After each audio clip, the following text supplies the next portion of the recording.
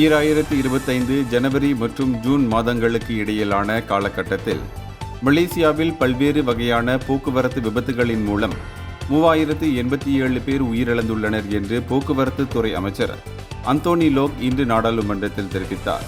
விபத்தினால் ஏற்பட்ட இந்த இறப்புகளில் போதையில் வாகனம் ஓட்டியதுடன் தொடர்புடைய சாலை போக்குவரத்து சட்டத்தின் குறிப்பிடப்பட்ட பிரிவுகளின் கீழ் பதிவு செய்யப்பட்டவை 2 சம்பவங்கள் மட்டுமே என்று அமைச்சர் சுட்டிக்காட்டினார்.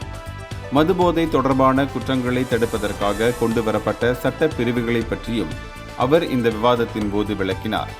ஒரு நாடாளுமன்ற உறுப்பினரின் கேள்விக்கு பதிலளிக்கும் வகையில் சமர்ப்பிக்கப்பட்ட இந்த அறிக்கை நாட்டிலுள்ள அவசரமான சாலை பாதுகாப்பு அச்சுறுத்தல்களை எடுத்துரைக்கிறது. இந்த கவலையளிக்கும் புள்ளி விவரங்களுக்கு பின்னால் உள்ள மனித இழப்புகளை சமாளித்து மலேசியாவின் சாலைகளை அனைவருக்கும் பாதுகாப்பானதாக மாற்ற அரசாங்கம் உறுதியுடன் உள்ளது என்றும் லோக் தெரிவித்தார். இந்தியர்களின் இதய குரல் மக்களோசை.